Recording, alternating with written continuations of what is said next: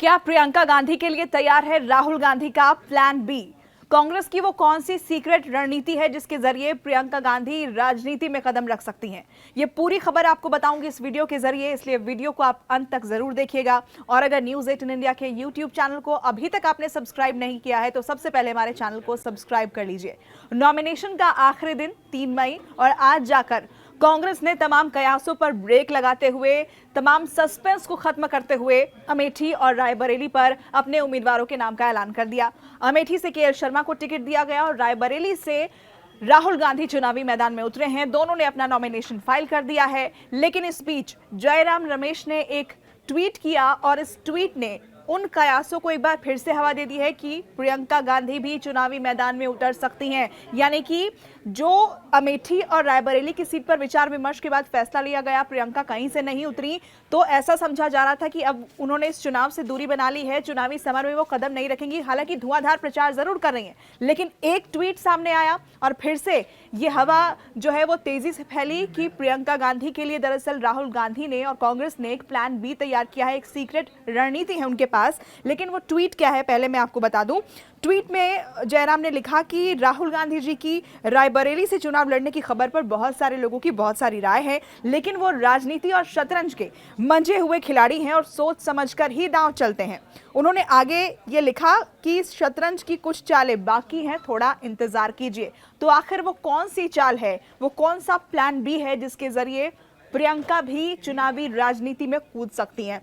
पहले तो इसे समझिए कि दरअसल कांग्रेस ने कई इंटरनल सर्वेज कराए थे, करीब 16 रिपोर्ट सामने आई थी और उनमें से रायबरेली को सबसे सुरक्षित सीट माना गया था उत्तर प्रदेश के अंदर कांग्रेस के लिए कि यहां तो जीत पक्की है, क्योंकि सोनिया गांधी यहां से अब चुनाव नहीं लड़ रही हैं, वो राज्यसभा जा चुकी हैं और एक इमोशनल अपील भी वो करके गई है वहां की जनता से। तो ऐसे में इसका फायदा जो है वो सीधे सीधे कांग्रेस को मिल सकता है और विरासत संभालने का जिम्मा जो है वो राहुल गांधी को दिया गया है। अमेठी से स्मृति ईरानी से के मुकाबले राहुल हार गए थे और इसलिए वहां पर जो जीत का प्रतिशत जो सर्वेज में सामने आया वो 50% का ही था। इसलिए सबसे सुरक्षित जो सीट कही गई वो रायबरेली कही गई और यहीं से राहुल जो है वो चुनावी मैदान में उतरे।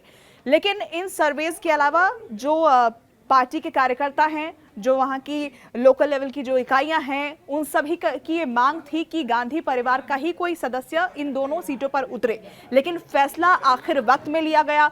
तमाम विचार विमर्श के बाद आखिरी वक्त में कांग्रेस ने अपने पत्ते खोले और राहुल चुनावी समर में कूदे उत्तर प्रदेश की सीट से। लेकिन प्रियंका के नाम का ऐलान नहीं हुआ।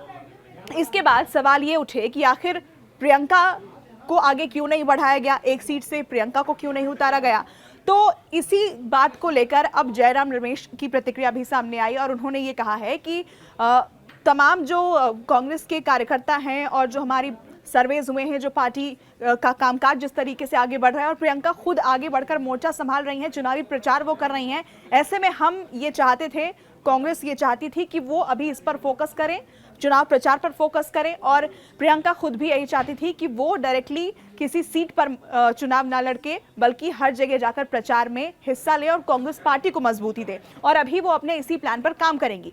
लेकिन इसके पीछे तमाम जो वरिष्ठ पत्रकार हैं, राजनीतिज्ञ हैं, वो ये भी बताते हैं कि प्लान जो है कांग्रेस का वो ये है, और ऐसी अंदर खाने से जानकारी भी सामने आई है कि राहुल गांधी 2 सीटों से इलेक्शन लड़ रहे हैं, रायबरेली और वायनाड। और ऐसे में प्लान ये है कि जो रायबरेली की सीट है बहुत सुरक्षित कही जा रही है, वायनाड से मौजूदा सांसद भी हैं, तो अगर दोनों ही सीटों पर जीत पक्की हो जाती है, दोनों जगहों से जीत मिलती है, तो ऐसे में एक सीट जो राहुल छोड़ेंगे वहां से उपचुनाव के जरिए प्रियंका जो है वो चुनावी मैदान में उतर सकती है और वहां से उनके लिए रास्ते खोले जाएंगे। और यही कांग्रेस का वो प्लान है जिस पर वो फिलहाल काम करते हुए दिख रहे हैं। अब 2019 में भी यही प्लान था शायद, लेकिन तब भी काम उस तरीके से नहीं बन पाया। अमेठी और वायनाड 2 सीटों से राहुल जरूर उतरे थे और तब भी मंशा शायद यही थी कि एक सीट जब वो छोड़ेंगे तो प्रियंका वहां से उपचुनाव के जरिए उतरेंगी। लेकिन अमेठी में उन्हें हार मिल गई और इस बार उन्होंने अमेठी की सीट जो है वहां से चुनाव न लड़के रायबरेली का रास्ता चुन लिया है। अमेठी से केएल शर्मा चुनावी मैदान में होंगे, जो कि गांधी परिवार के बहुत करीबी कहे जाते हैं